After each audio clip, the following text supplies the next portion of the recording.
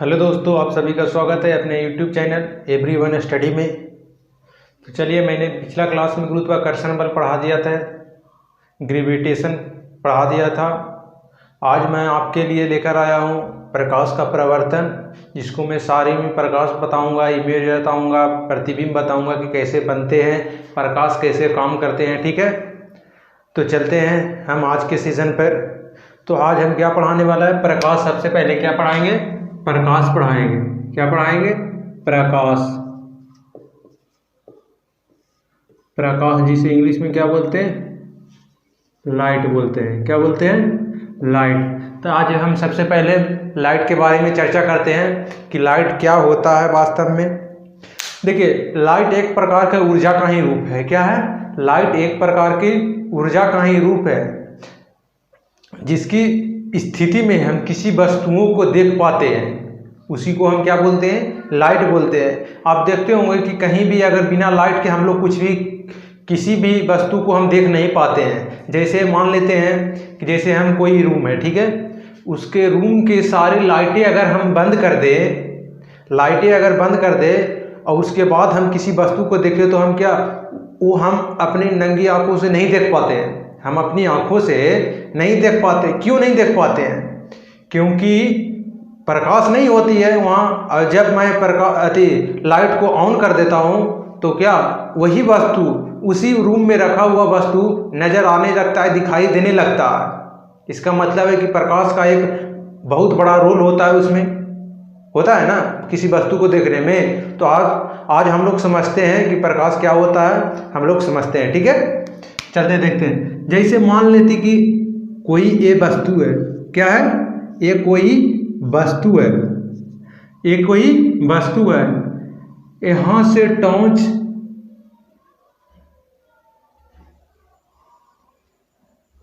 को बारा गया। क्या किया गया? ऑन किया गया।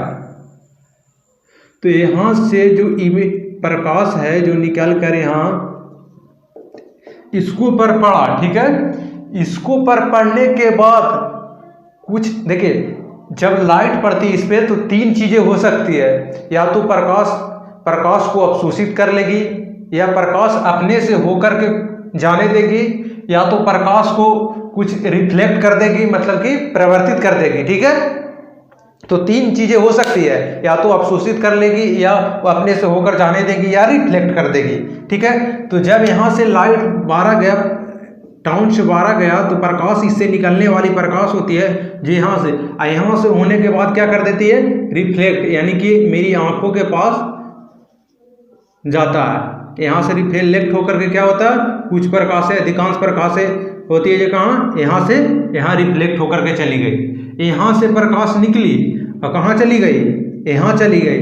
तो यहाँ से निकलने के बाद यहाँ चली गई, तब हम लोग क्या होते हैं? इस वस्तु को देख पाते हैं, अन्यथा हम लोग वस्तु को देख नहीं पाएंगे जब तक। तो प्रकाश को, वस्तु को देखने में बहुत बड़ा रोल होता है, बहुत बड़ा उत्तरदायी होता है। ठीक है, तब हम लोग किसी वस्तु को देख पाते हैं, अन्यथा नहीं देख सकते हैं। ठीक है, आशा करता हूं कि लाइट आपको समझ में आया होगा। अब चलते हैं आगे, प्रकाश के परिवर्तन देखते हैं क्या होता है, रिफ्लेक्शन ऑफ लाइट। आगे देखते हैं क्या? प्रकाश का प्रवर्तन।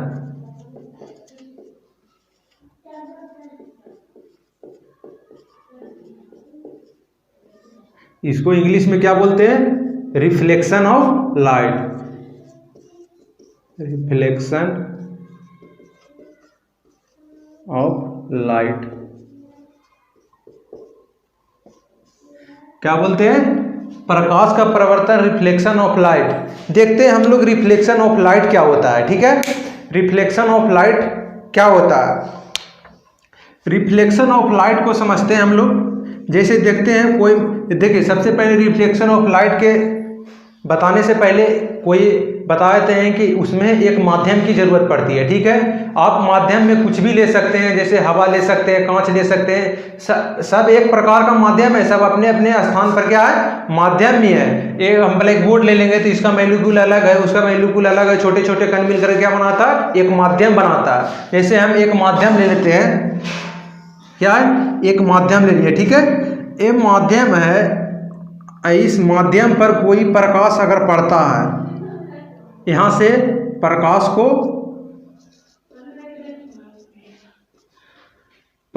पड़ा, ठीक है, तो इसको हम क्या बोलते हैं? आपतित किरण। आपतित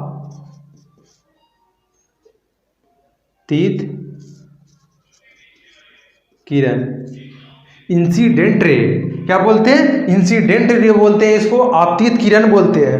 जब कोई प्रकाश यहाँ तो पड़ा, लेकिन आपको बताए हैं कि इस स्थिति में क्या होता है? 3 रोल निभाता है। कौन कौन से रोल होता है?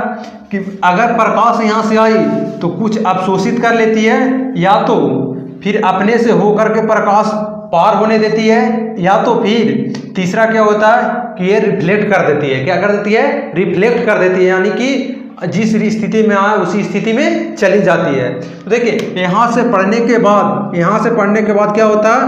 मान लीजिए कि रिफ्लेक्टर हो गया, ठीक है, क्या हो गया? रिफ्लेक्ट हो गया, तो इसको क्या बोलते हैं? परावर्तित किरण बोलते हैं। परावर्तित किरण, रिफ्लेक्शन रे बोलते हैं। इंसिडेंट रे इसको बोलते हैं, इसको रिफ्लेक्टेड किरण बोलते हैं, ठीक है। इसको बीच में आप जानते होंगे, मान लेते हैं कि एक इसमें क्या डाल देते हैं? अभिलंब डाल देते हैं, ठीक है। इसको क्या बोलते हैं? अभिलंब, जिसको इंग्लिश में क्या बोलते हैं? नॉर्मल बोलते हैं। नॉर्मल, इसके रिफ्लेक्टेड रे बोलते हैं, इसको इंसिडेंट रे बोलते हैं, ठीक है। समझ में आ रहा होगा यहाँ से।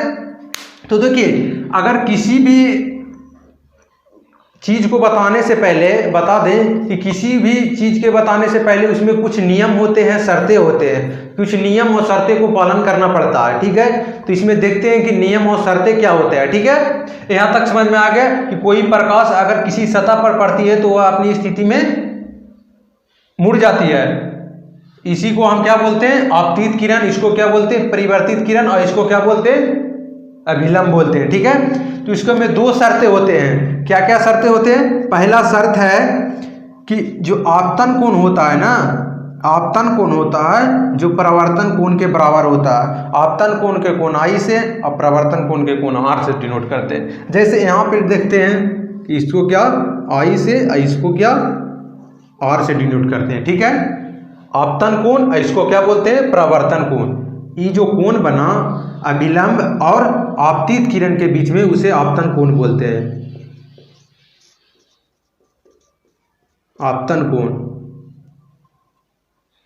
इसको इंग्लिश में बोलते हैं एंगल ऑफ इंसिडेंट। इसको क्या बोलते हैं? परावर्तन कोण,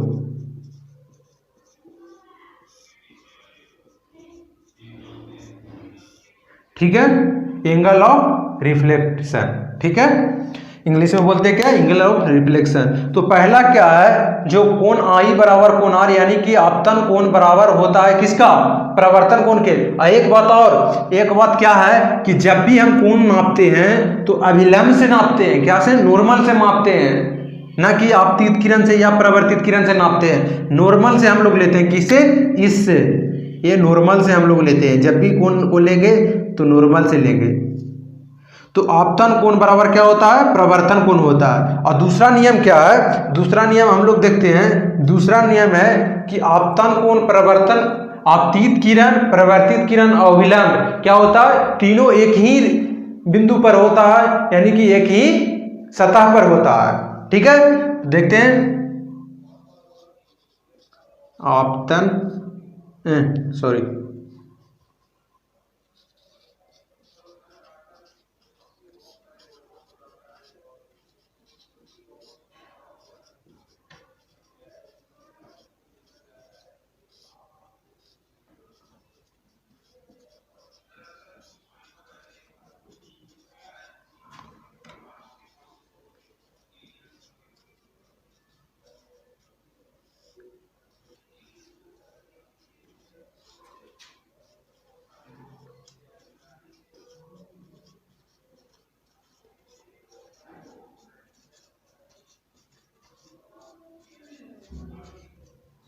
ठीक है।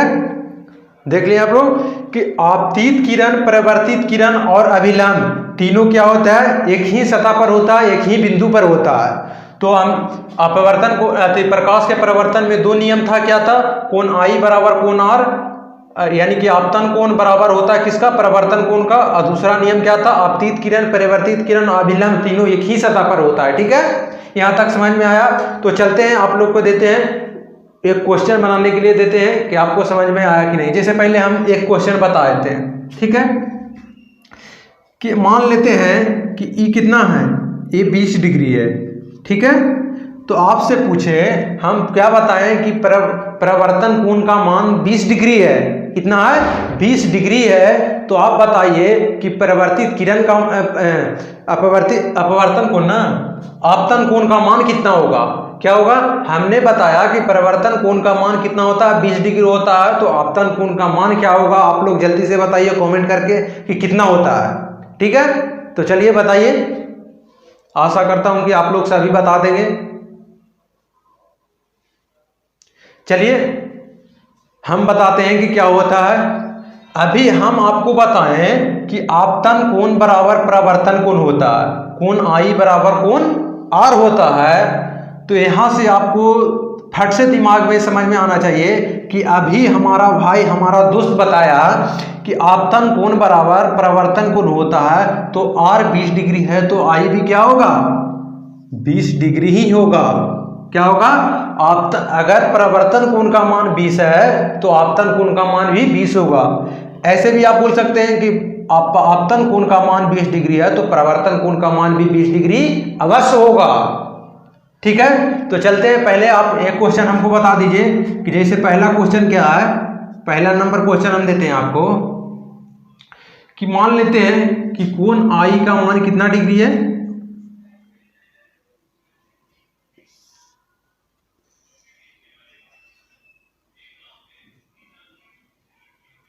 कोण आई का मान 40 डिग्री देते हैं। ठीक है,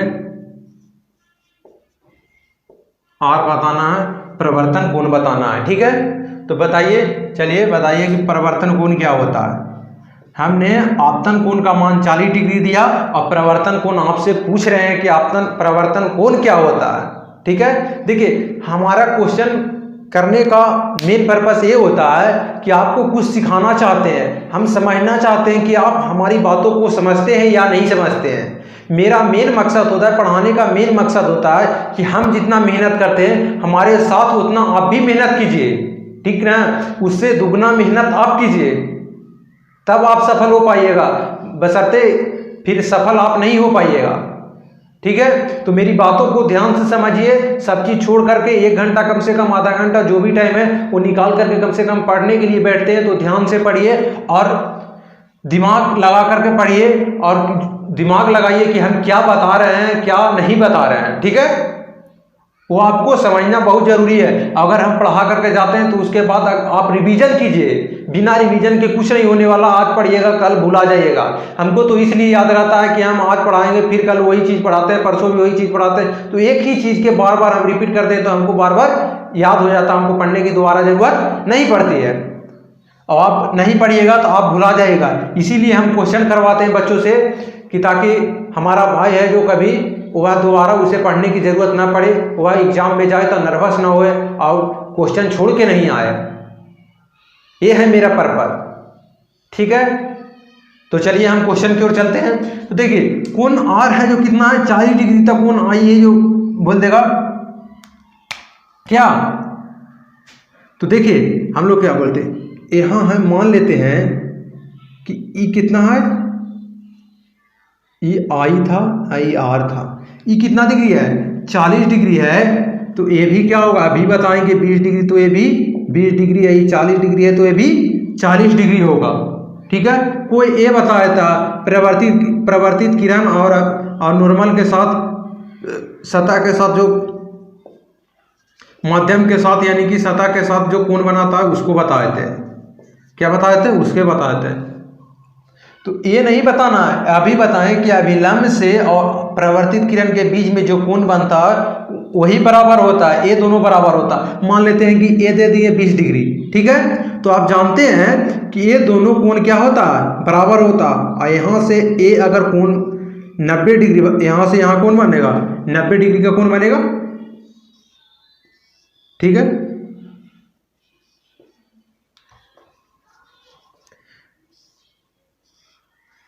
ये कितना डिग्री, ये अभिलंब के साथ में कितना डिग्री का कोण बनाएगा, 90 डिग्री का कोण बनाएगा। ठीक है, 90 डिग्री का कोण बनाएगा। तो मान लेते हैं कि ई दिया हुआ है आपको 30 डिग्री, मान लेते हैं कि 60 डिग्री दिया हुआ है। ठीक है, तो इस सतह पर कितना डिग्री का कोण बनाता है, 180 डिग्री का कोण बनाता है। अगर ये आपको दिया हुआ है 60, तो आप नहीं बता दीजिएगा कि ये 30 होता है। अगर आपको समान कोण आई के पूछे, आपतन कोण का मान पूछे, तो क्या बताइएगा, आपतन कोण का मान क्या होता है। ये अगर 90 डिग्री, ये पूरा 90 डिग्री होता है, इस कोण का मान कितना डिग्री दिया हुआ है, 60 डिग्री दिया हुआ है, और इसका कितना, तो इसको कितना निकाल दिए, 90 में से 60 घटा दिए तो ये 30 हो गया। तो ये भी कितना होगा, 30 डिग्री होगा। ठीक है, समझ में आया। अगर समझ में आ रहा होगा तो लाइक बटन के दबा दीजिएगा। अगर चैनल पर नए होंगे तो चैनल को सब्सक्राइब कर दीजिएगा, साथ में बेल आइकन को दबा दीजिएगा। ठीक है, तो चलिएगा, अरे भाई को सपोर्ट कीजिएगा, सब मिल करके सपोर्ट कीजिएगा। मैं आशा ना भरपूर आशा करता हूं कि आप मुझे भी सपोर्ट कीजिएगा। जिस तरह से किसी और को, यूट्यूबर को सपोर्ट करते हैं, उसी तरह से हमें भी सपोर्ट कीजिएगा, मैं आशा करता हूं।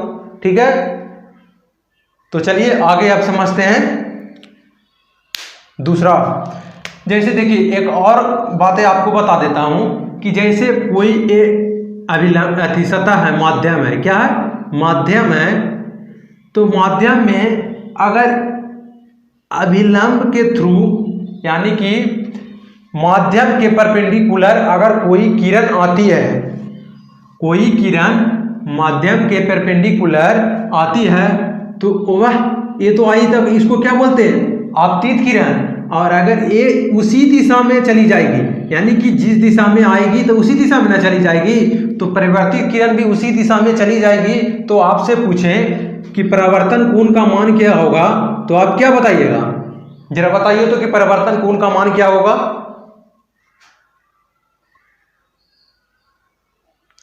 तो हम बताते हैं कि परावर्तन कोण का मान क्या होगा। तो आपतन कोण, देखिए यहाँ पे क्या हुआ, आपतित किरण भी इसी दिशा में आया, किस दिशा में, माध्यम के परपेंडिकुलर आया। ठीक है, माध्यम के परपेंडिकुलर आया, तो ये भी इस दिशा में, परावर्तित किरण भी उसी दिशा में चला जाएगा, क्योंकि अभिलंब के समानांतर आएगा, अभिलंब के समानांतर आएगा, तो वो भी परिवर्तित किरण होगा, जो क्या हो जाएगा, उसी के समानांतर चला जाएगा। यानी कि जिस दिशा में आएगा उसी दिशा में वह चला जाएगा।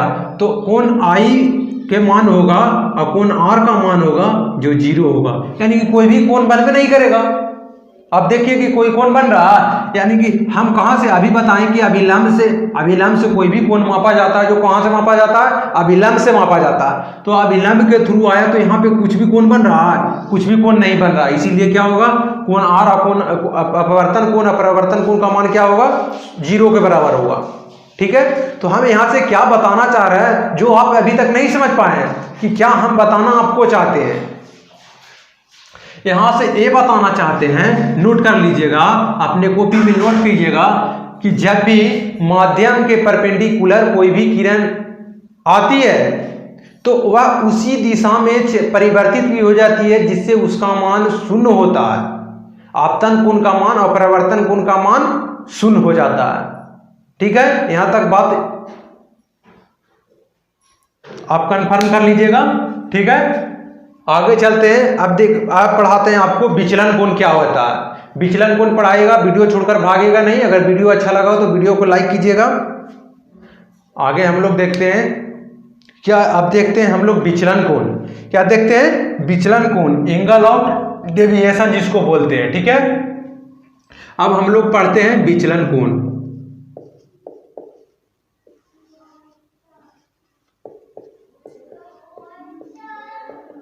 विचलन कोण क्या होता है, इंग्लिश वाला समझ लीजिएगा, एंगल ऑफ डेविएशन इसको बोलते हैं। ठीक है, विचलन कोण को क्या बोलते हैं, एंगल ऑफ डेविएशन बोलते हैं। ठीक है, अब देखते हैं कि विचलन कोण क्या होता है। विचलन कोण हम लोग समझते हैं, विचलन कोण अभी आपको बताएं कि एक क्या होता है, माध्यम होता, क्या होता, माध्यम होता। यहां से आपतित किरण आई, यहाँ रिफ्लेक्ट होकर के चली गई, ठीक है। अब बीच में क्या होता है, एक अभिलंब होता है, नॉर्मल होता है। क्या होता है, नॉर्मल होता, ठीक है। तो एक आपतित किरण और विलंब के बीच में कौन सा कोण बनाता है, कोण आई बनाता है। ये कौन सा कोण बनता है, कोण आर बनता है, ठीक है। कोण आर बनता है तो माध्यम यहां पे लिखते हैं, कोण आर बनता है। तो मान लीजिए कि एक किरण आगे की ओर अगर बढ़ाते हैं तो एक यहां से कोण बन गया, ठीक है।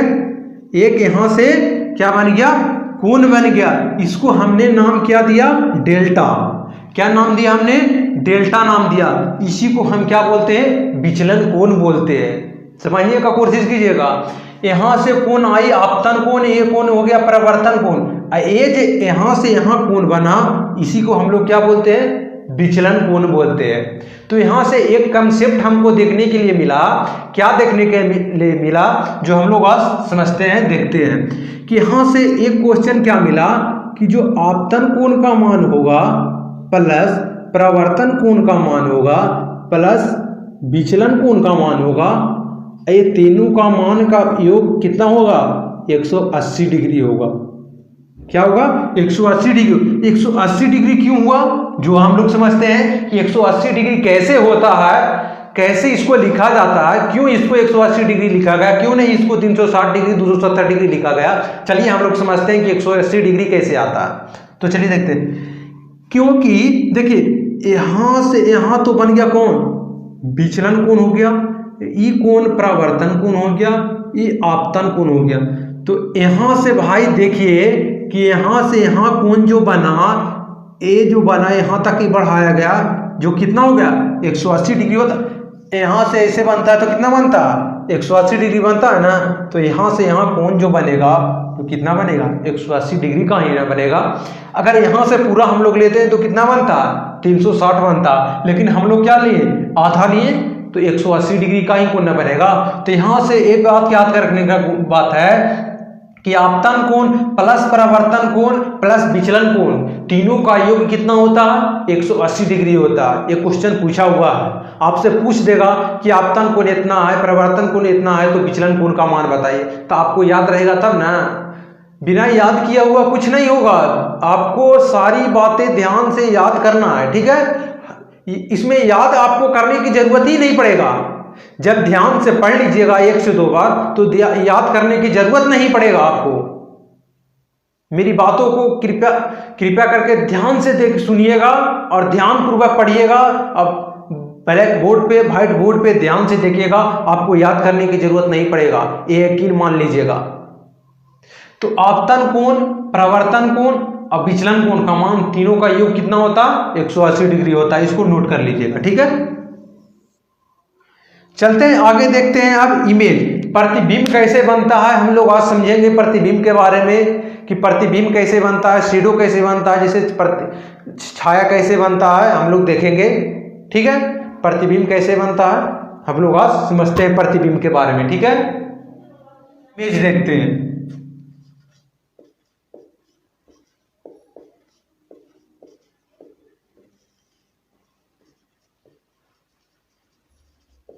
इमेज, ठीक है।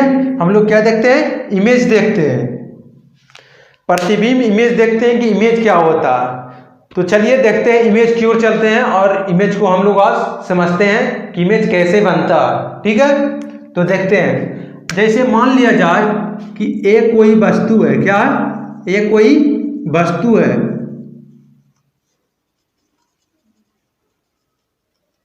एक कोई वस्तु है, इसके सामने कोई इमेज रख देते हैं, इसको पीछे की ओर क्या कर देते हैं, कलाई कर देते हैं। कलाई करने के बाद जो आगे वाली सतह बचा, जो क्या बचा, ये क्या बचा, सरफेस बचा, सॉरी ये नहीं, कोई अगर कन्वेक्स या कनकेव में बनेगा प्रतिबिंब। तो मान लेते हैं कि कोई हम लोग इमेज लेते हैं, इसको पीछे की ओर क्या कर देते हैं, कलाई कर देते हैं। क्या कर देते हैं, कलाई कर देते हैं। कलाई करने के बाद ये जो ये क्या बचा, चिकनी सतह बचा, ठीक है, जो हम लोग देखते हैं आईने में, ठीक है। तो यहां से मान लेते हैं कि यहां से कोई भी किरण निकली, ठीक है, पता नहीं कि कहां से निकली और कहां जाके गिरी, लेकिन एक हम सपोर्ट डेट आपको बताना चाहते हैं कि यहां से मान लेते हैं कि इस दिशा में कोई किरण निकली, ठीक है। ये निकलने के बाद मान लेते हैं कि यह इस दिशा में परिवर्तित हो गई। तो एक किरण से तो पता नहीं चलेगा कि इमेज कहाँ बन रहा है कहाँ नहीं बन रहा है, एक इमेज से पता नहीं चलेगा, कम से कम दो लाइनें, दो प्रकाश हमको निकालना पड़ेगा। तो मान लेते हैं कि एक प्रकाश यहां से निकली और दूसरा यहां से ऐसे निकली, ठीक है, यहां से इस रूप में निकली और यहां से सीधे ऐसे परिवर्तित हो गए, ठीक है। तो जो यहां से निकल करके यहां आई और इस दूसरा किरण यहां से निकल के यहां आई और जहां पे मिलती है वही तो इमेज बनता है, वही इमेज बनता है। तो इसको परिभाषा समझ लेते हैं कि क्या होता है। हमको समझाने का मतलब ये हुआ कि प्रतिबिंब ऐसे बनता है जैसे जब कोई परिवर्तित किरणें किसी बिंदु पर मिलती है या मिलती हुई प्रतीत होती है, वहीं पर क्या बनता है, प्रतिबिंब बनता है, इमेज बनता है, ठीक है। इसीलिए आपको समझाया कि मान लिया जाए कि यहां से कोई किरण निकला और इस दिशा की ओर कट गया, परिवर्तित हो गया, और कोई किरण दूसरा यहां से निकला इस दिशा में परिवर्तित हो गया, तो जो मिली है ना वही तो इमेज बना, वही उसका क्या बना, इमेज बना। तो इसके परिभाषा हम समझाने का कोशिश कर रहे हैं कि इसका परिभाषा यही होता है कि कोई परिवर्तित किरणें किसी बिंदु पर मिलती है या मिलती हुई प्रतीत होती है, उसी को हम क्या बोलते हैं, इमेज बोलते हैं, प्रतिबिंब बोलते हैं, ठीक है। यहां तक समझ में आया। तो देखिए दो बातें नोट करने की जरूरत है, दो पॉइंट है जो इंपॉर्टेंट है। तो देखिए यहां पे क्या होता है, जहां पे मिलती हुई वास्तव में प्रतीत होती है, जहां पे कोई भी किरणें, जहां पे कोई परिवर्तित किरणें वास्तव में मिलती है, कोई भी परावर्तित किरणें वास्तविक में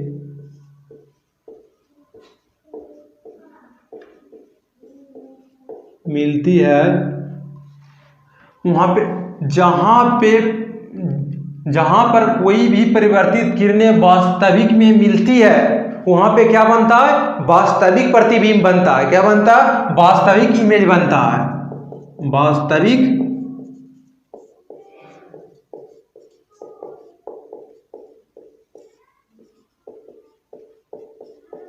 प्रतिबिंब बनता है।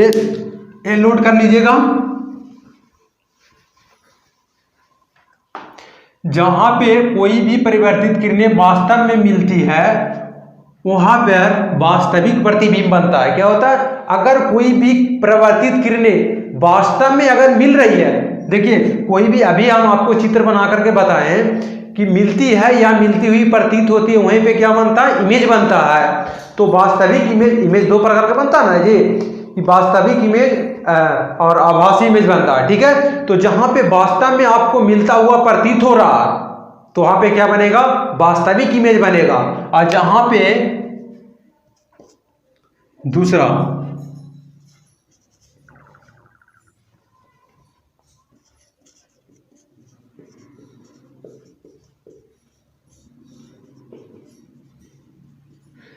जब परावर्तित किरणें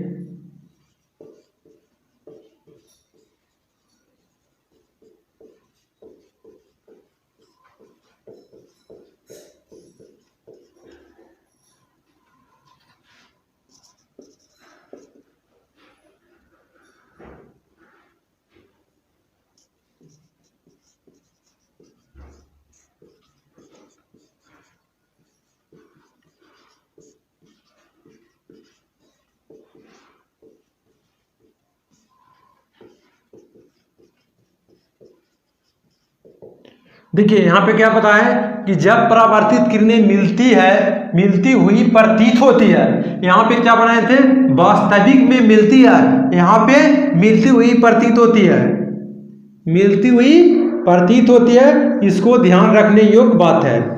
क्या है यह बात ध्यान रखने योग्य बात है। देखिए अंडरलाइन कर देते हैं,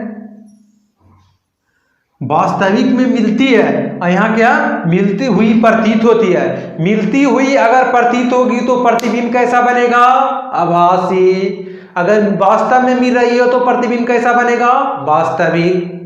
ठीक है, यहां तक समझ में आ गया बात। आशा करता हूं कि आपको समझ में आ गया होगा।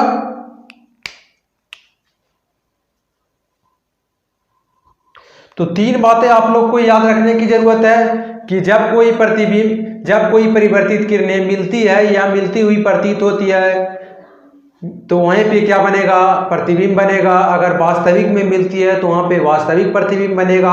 अगर मिलती हुई प्रतीत होती है तो वहाँ पे आभासी प्रतिबिंब बनेगा। कैसा प्रतिबिंब बनेगा, आभासी प्रतिबिंब बनेगा। आशा करता हूँ कि यहाँ तक समझ में आ गया होगा। तो अगर समझ में आए तो लाइक बटन को जरूर दबाइएगा, भाई को सपोर्ट जरूर कीजिएगा, क्योंकि आप नहीं सपोर्ट कीजिएगा तो कौन सपोर्ट करेगा। जैसे सब लोग को सपोर्ट करते हैं वैसे भी इस भाई को सपोर्ट कीजिएगा, ताकि मैं आपके लिए बेहतरीन क्लास लेकर आता रहूं, जिससे आपको एग्जाम में 2-4 क्वेश्चन देखने के लिए मिले। ठीक है, तो चलते हैं आगे, देखते हैं। आप देखते हैं आगे क्या, आगे हम लोग पढ़ेंगे क्या, दर्पण पढ़ेंगे, कॉनकेव लेंस और कॉन्वेक्स लेंस पढ़ेंगे, गोलीय दर्पण पढ़ेंगे हम लोग, सारा डिटेल आप कल पढ़ेंगे। तब आज यहीं तक आप समाप्त करते हैं, क्योंकि बड़ा वीडियो हो जाता तो देखने में कोई देखता नहीं है। बड़ा देखता है तो मजाक में लेकर के बड़ा के देख करके ख़त्म कर देता है, चलिए आज के सेशन ख़त्म हो गया। लेकिन छोटा रहता है तो हर लोग देखता है और हर लोग देखने के लिए पसंद करता है छोटा वीडियो को, कि चलिए 10 मिनट 20 मिनट के वीडियो है, देख लेते हैं, 20 मिनट तो ऐसे ही निकल जाता है। ठीक है, तो कल हम दूसरा सेशन लेकर आएंगे, उसमें बताएंगे कि कॉनकेव क्या होता है, कन्वेक्स क्या होता है, समतल लेंस क्या होता है, प्लेन इमेज मिरर क्या होता है, सब हम बताने वाले हैं आप लोग के। कॉनकेव, कन्वेक्स और प्लेन मिरर, सारा कल हम मिरर पढ़ाएंगे आप लोग को। तो कल जरूर आइएगा, कल सेशन को देखिएगा, बहुत बेहतरीन टॉपिक है और बहुत मज़े से पढ़ने में बहुत मज़ा आता है इस सबको। ठीक है, तो सारा चीज़ हम डिटेल में बताएंगे सबको। ठीक है, तब तक के लिए चलते हैं, बाय बाय, धन्यवाद, जय हिंद।